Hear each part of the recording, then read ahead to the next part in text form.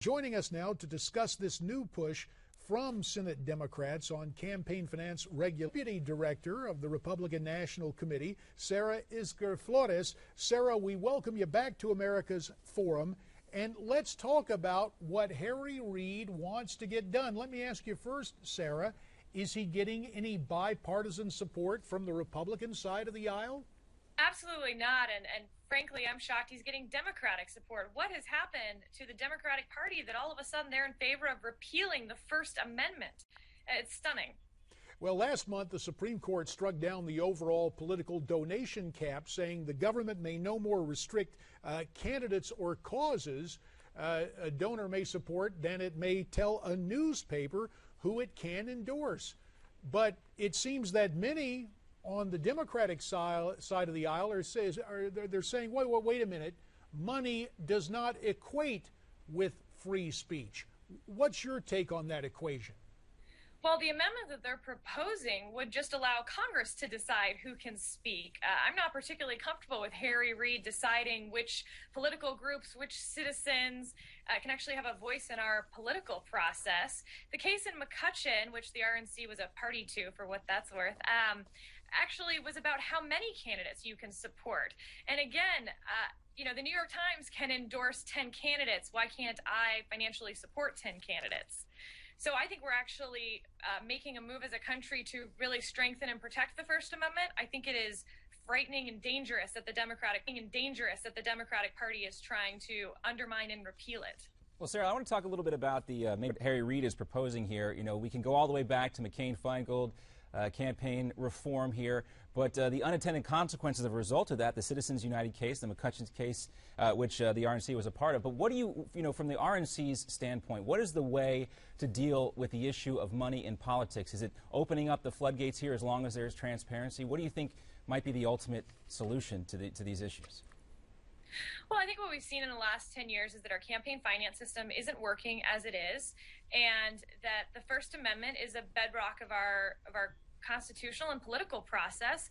And when you try to limit people's speech, which political candidates they can support, and even more than that, which issues they can support, I think it's a huge problem that our founders would have just been shocked that we were even debating.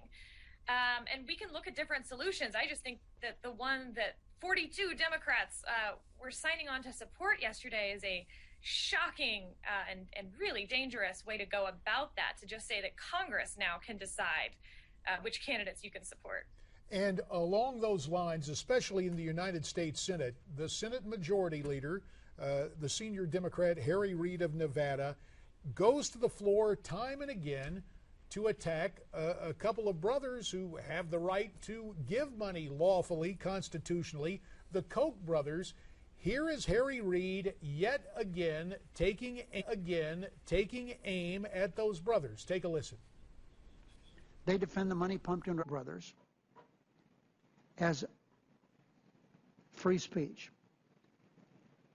Mr. President, I defy anyone to determine what the Koch brothers are spending money on today politically. They have all these phantom organizations. They've got one now they got a new one on veterans. They've got one on senior citizens, another name.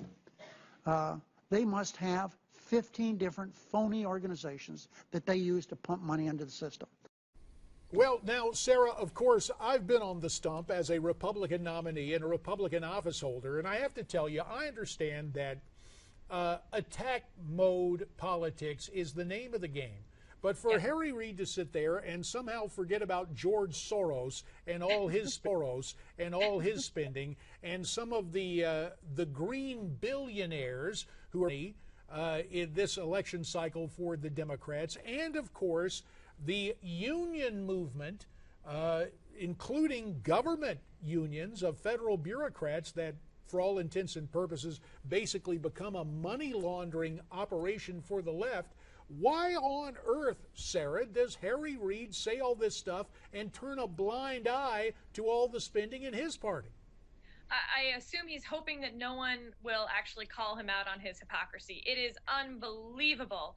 He was, many of the Democrats up in 2014 were just in Chicago to meet with Tom Steyer, who has promised to pump $500 million into electing Democrats to kill Keystone, which is, a job-creating bill, in 2014.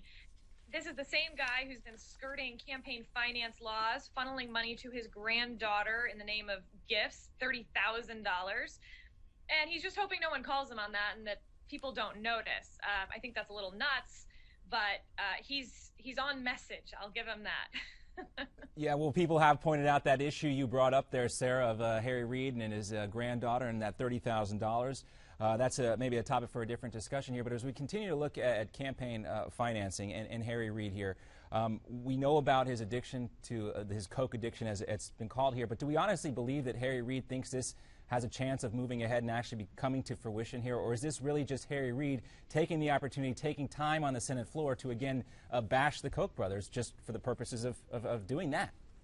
This is Harry Reid trying to please his donor base and Tom Steyer and the folks like that. This has absolutely no chance of going anywhere. The American people wouldn't stand for that. This is our First Amendment. This is a political stunt, and he's done this before when he sold the Senate floor for the night to talk about Keystone and climate change. Was that the slumber party thing? Yeah, exactly. Yeah, I remember that. And I believe that Tom Steyer then donated $100 million right after that. So we've seen this before. It's sadly nothing new. But thankfully, we have a lot of Republicans in the Senate who stood up, who spoke their mind, and defended the fact that Planned Parenthood has a right to speak and Right to Life has a right to speak, and that the U.S. Congress should not be in the business of deciding who gets the floor. Sarah, we've heard you now mention the name of Tom Steyer twice, and I would think many conservatives, and maybe this is something that unites grassroots conservatives and the establishment Republicans, both during my day as an office holder and now back business. I hear from so many people saying, when will the Republican Party take the fight to the left? When guys like Harry Reid go after the Koch brothers, who, by the way, as I understand it, the Koch brothers spend a lot of money on public television and other philanthropic endeavors, the Smithsonian Museum, and Smithsonian, all of that. So it's it's a situation where they're involved in their community beyond political expression. Will Tom Steyer will he be bottled up or at least noticed like the Koch brothers? Do you expect the Republican message machine to counter it, to point out that Harry Reid, well, it's a case of pot, meat, kettle in this situation? We will, but I'll tell you one thing, though, that we have that they don't, which are issues. Harry Reid has nothing else to talk about but the Koch brothers. I guess, unfortunately for us, while we would like to point out the massive hypocrisy in Tom Steyer and all of these left billionaires that are supporting him, we also really want to point out their damaging policies. Obamacare is deeply unpopular, and we need to start over on that law. Keystone, we want energy that actually lowers gas prices for Americans trying to get to work, trying to get gas, trying to pick up their kids. Foreign policy is a mess right now. That goes without saying. So we're trying to tell Americans that we need to turn this country around, and that Republican Senate is the way to do that, and obviously looking to 2016, the White House.